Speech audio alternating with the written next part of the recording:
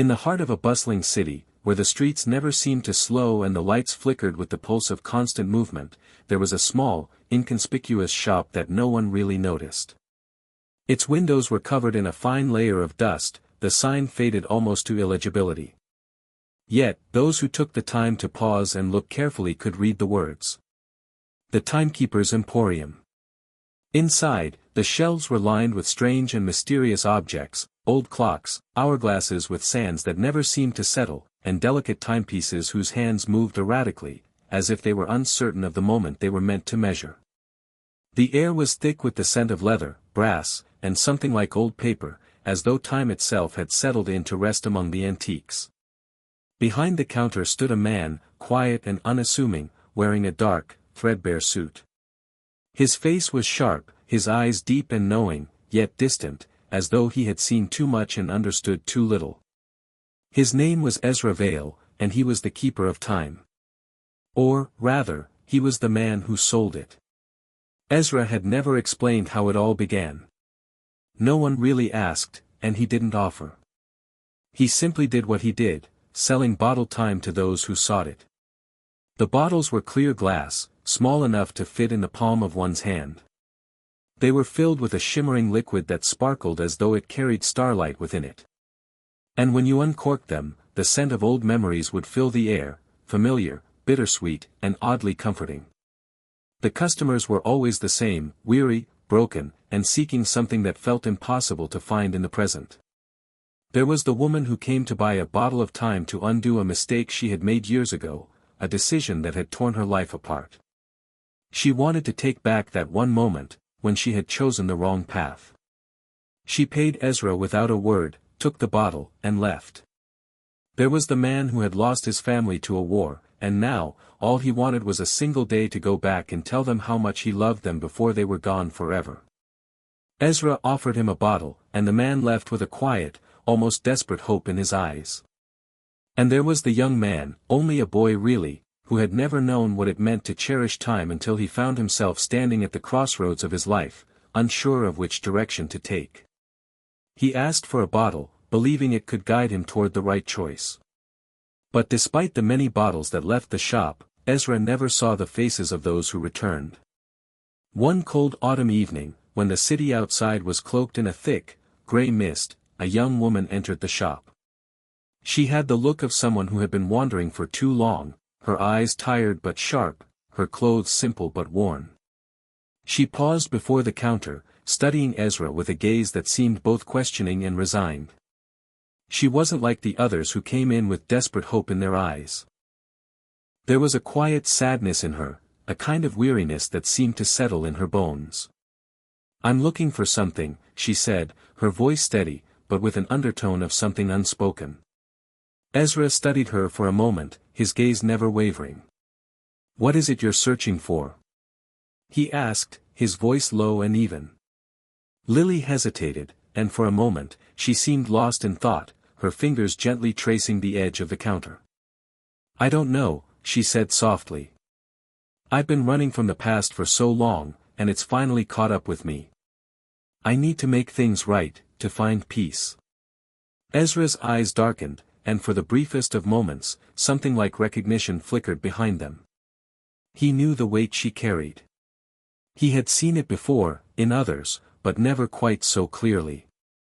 "I can help you," he said simply, "but you must understand, the past is never fully undone, no matter how much time you bottle." Lily's eyes flickered with uncertainty. "I don't want to change everything. I just want one moment back, one choice that I regret more than anything else." Ezra nodded slowly. He reached behind the counter and pulled out a small bottle, its contents swirling gently, as though time itself was shifting within it. He placed it before her. "This will give you that moment back, but it will cost you more than you think." Lily's hand trembled as she reached for the bottle. "I understand," she whispered, her voice distant. Lily left the shop with the bottle in hand, and for the first time in a long while, a sense of peace seemed to settle in her heart. The weight of the past, the regret that had clung to her for years, was now in her hands, tangible, contained. She knew that by opening the bottle, she could return to that one moment she wished to change.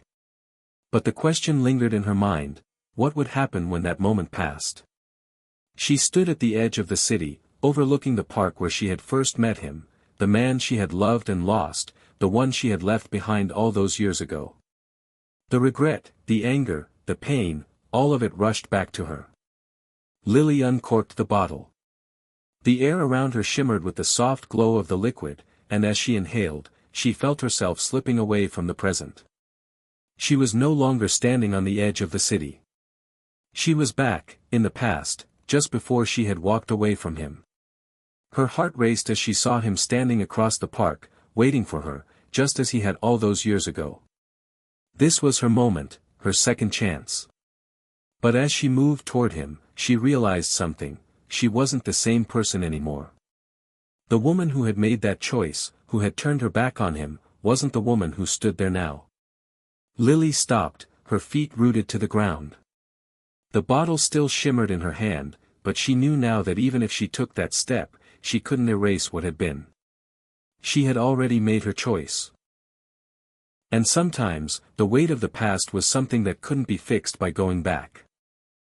She put the bottle back in her pocket, turned, and walked away. Lily returned to the shop weeks later, the bottle still sealed in her bag. She walked in silently, as though she had known this moment would come.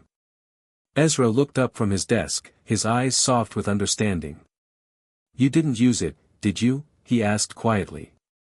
"No," she said, her voice steady now. "I realize that some moments can't be reclaimed. Some choices can't be undone. The past is heavy, but it's also mine. It shaped me." Ezra nodded slowly. "Some people come here seeking to fix what they cannot. Others come seeking forgiveness, for themselves, for the choices they made. But time is not something you can hold in a bottle, no matter how much you try." Lily smiled faintly, the weight of the past now lighter in her heart. "I've learned that. I think it's time I let go of the things I can't change." Ezra's expression softened, and for the first time, his eyes seemed to hold something like warmth. "Then you've learned the most important lesson of all, to live with the weight of the past, but not be crushed by it." Lily left the shop that day without the bottle, but with something more valuable: peace. She had come to understand that while we cannot change the past, we can choose how we carry it. The shop remained open, as it always did, its shelves lined with bottles of time that shimmered with the promises of second chances. But Ezra's work was not one of undoing the past, it was about offering people the chance to see their regrets for what they were, not burdens to carry, but lessons to learn. And in that small, forgotten corner of the city, people came and went, seeking the one thing that Ezra could never sell: the ability to forgive themselves. And every so often, when the door to the shop creaked open and the bell above it chimed, Ezra would look up from his desk with a quiet smile, knowing that even in a world full of broken moments, there was always a chance for something new to begin.